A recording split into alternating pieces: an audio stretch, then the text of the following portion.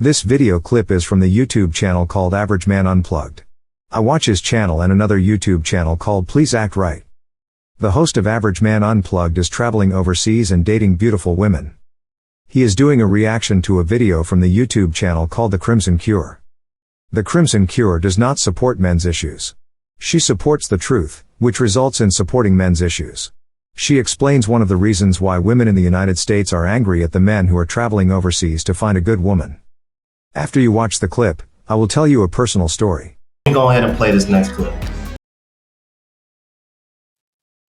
Y'all are mad and Zaddy is picking up on it and like kind of laughing. Ha ha ha ha. Y'all men leaving y'all. They're going to start broadcasting it everywhere. More than the men themselves can broadcast it over social media. They're going to keep running little articles like that and make y'all look even more stupid than what y'all look. Y'all are on social media bitter and mad. And the more you try to come off unbothered, the more bitter you come off. The more bothered you appear. Because we all know you bothered. Because where's your whipping boy going to be if he goes? If your whipping boy get up and leave, who you going to transfer all your accountability to? So you don't got to take none. You see what I'm saying? That's why y'all don't want black men to go. It has nothing to do with attraction. Has nothing to do with wanting them. Has nothing to do with building families or building any of that. You just need somebody that white supremacy give under you that can be your whipping boy, you know, and your emotional punching bag and your accountability punching bag. So you can trade off responsibility and accountability for the things that you do onto them and say that the reason why you're not up to par is because they're not up to par. We all know the game. That's why y'all really mad at Passport Bros. One of these days I'm gonna delve into why y'all all the reasons why y'all are really mad at Passport Bros. Like, knock it off. Very, very interesting take. I'm kind of surprised I never thought about this myself, man. But she has a very, very, very valid point. I want y'all to follow me with this one. Because the narrative that these women are using is, these are the low-life men. These are the men that we don't want. These are the men that we're trying to get away from. So go ahead and leave. We don't want y'all. This is all the typical rhetoric that you hear, right? Well, if all of those men are leaving and going overseas, then all the men that should be left are the men that y'all want, right? All that should be left is the men that y'all deem desirable that are good enough for y'all, right? So if all the quote unquote men that y'all don't want and aren't good enough and aren't good to society leave, then what does that leave who are you going to be able to push accountability on?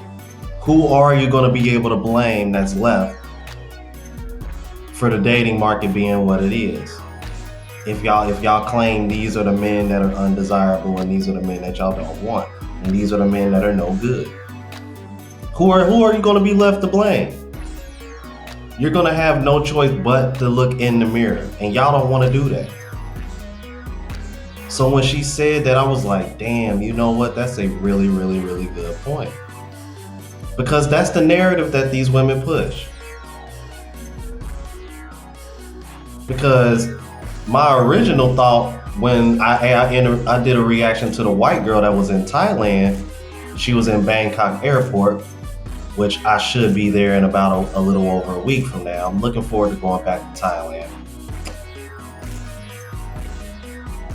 I had thought, it had pondered on me like, you know what? The reason why she's so upset is because for once, the hypergamy has shifted in a man's favor once he gets that passport. Now you, as you know, what she called a basic white man, can get you an attractive woman who is actually going to be nice and kind to you. Versus you dealing with a woman in America who is probably going to be below average looks and still treat you like she's above you. Hypergamy has been tilted on its head because of the Passport Bros. And women don't like it. But I like the point that she brought up because it pretty much nullifies everything that these women try to say that men have as an excuse for leaving.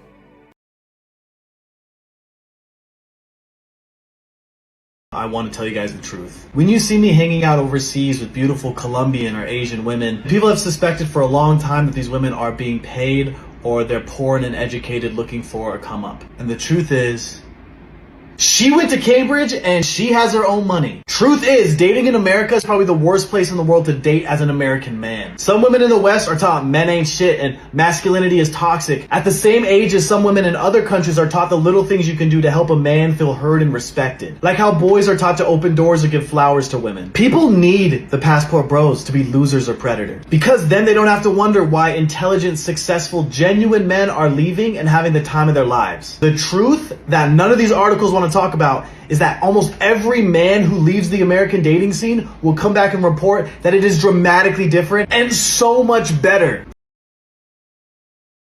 Back in the 90s, I lived in Arizona. Me and my girlfriend ended the relationship because she said that she wanted to experience other men. Plus she also said that if she does not find anyone, then it will be up to me to take her back.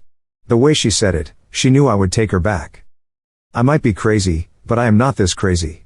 I wanted no part of it. I moved 2,000 miles away, back to Chicago. Then 3 months later, I started getting strange phone calls. At first it was silence, and then they hung up. Next it was only breathing, and then they hung up. This went on for 4 months. Then I called her, and she was hostile, very hostile.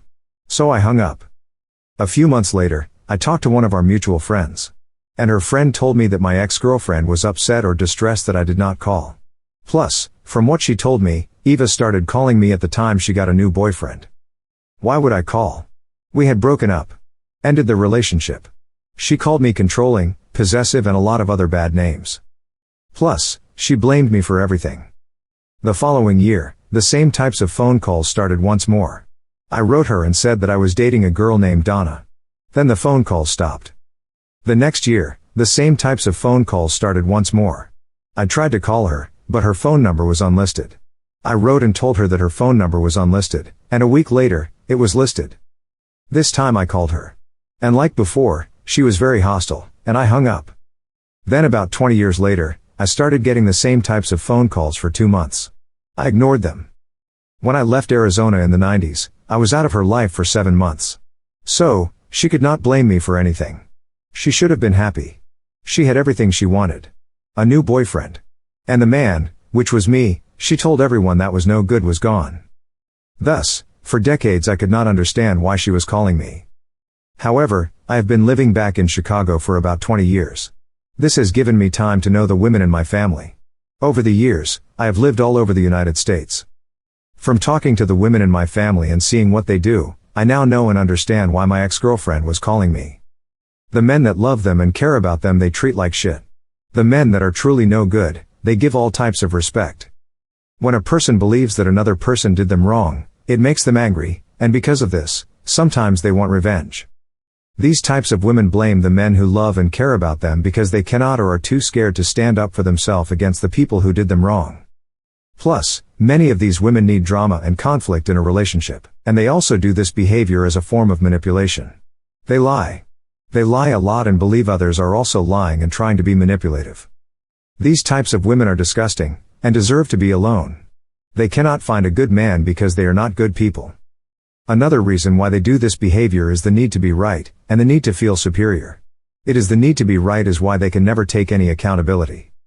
My ex-girlfriend Eva believed she was smart, but she really was stupid as shit. Because I did not call her, she probably believed that I was trying to hurt her. She believed that what she told me was logical and reasonable. Therefore, it cannot be her, then it must be me. It must be Todd. She always acted like men was put on the earth to take care of women. That men should be grateful and appreciative to have a woman who was better than them. Eva attempted to get accepted into a top university. I read her essay and it was shit. Her essay used a lot of big words but never answered the question. Thus, I knew she was never going to get accepted. Where I was accepted into the top master program in the United States. At the time it was ranked above Harvard, Yale, or the University of Chicago. Long story, but I took the fellowship and went to the University of Texas, which was ranked 17. Thus, by her standards, I was better than her. She was not even in my league.